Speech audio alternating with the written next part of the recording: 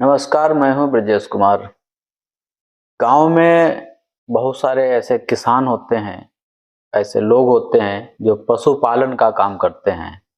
पशुपालन में बकरी पालन है, भैंस पालन है, गाय का पालन है, सूअर का पालन है, मुर्गी पालन है।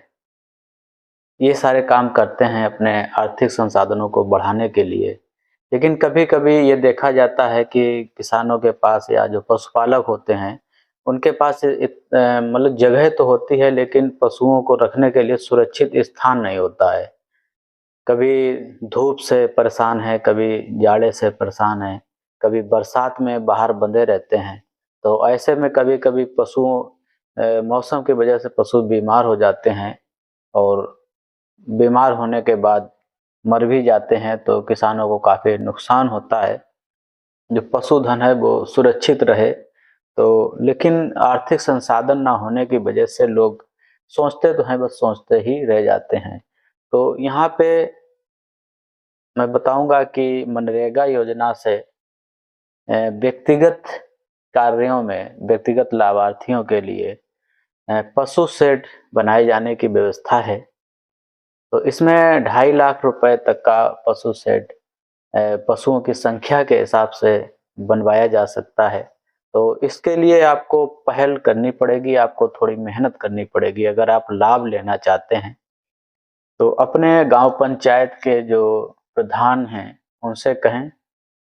और जो रोजगार सेवक, यहाँ पे 2 लोगों की भूमिका मुख्य रूप से होगी।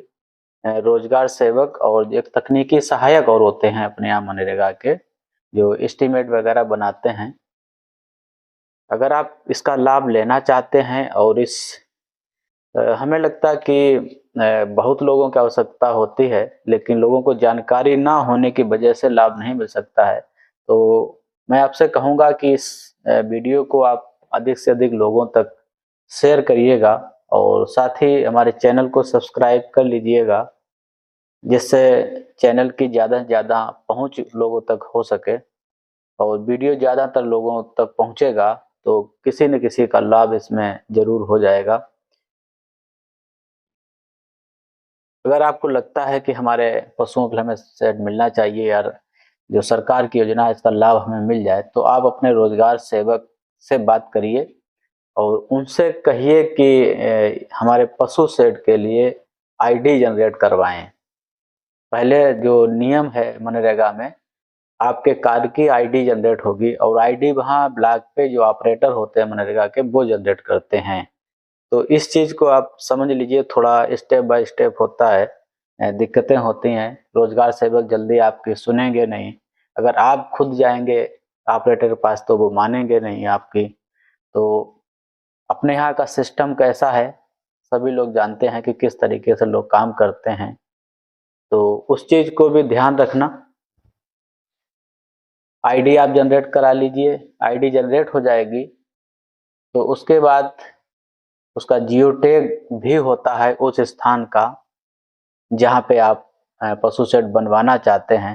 तो वो जियो टैग भी रोजगार सेवक ही करेगा। जियो टैग होने के बाद में जो तकनीकी सहायक हैं वो आपका एस्टीमेट बनाएंगे।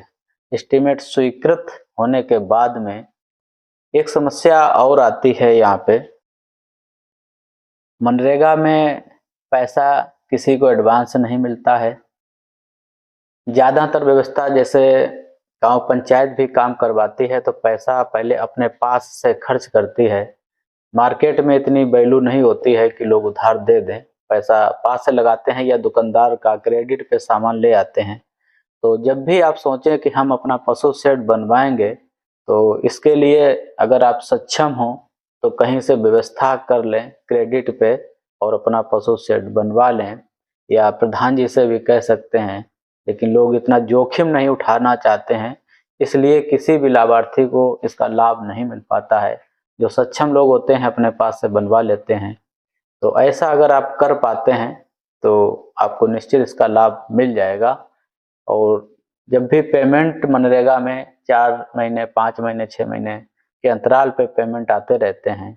आपके वाउचर जिस फर्म से आपने चद्दर, सीमेंट, ईंट वगैरह जो भी उसमें मटेरियल लगाया होगा, खरीदा होगा, तो उसका पेमेंट फर्म को होगा जाके। तो इस चीज़ को आप देख लें कि आपका जहाँ पे लेन-देन हो रहा हो, जहाँ से मटेरियल आता हो, उसी के फर्म से सामान लें और उसी को पेमेंट करवाएँ। साथ ही साथ जो मज़दूरी है, उसके साथ में वो आपको मिलेगी, मास्टर रोल आपके नाम से जारी होगा और वो सारी जो मज़दूरी आपको दी जाएगी। तो ये छोटी-सी प्रक्रिया है लेकिन कठिन प्रक्रिया है। पग-पग पे आपको बाधक नज़र आएगी।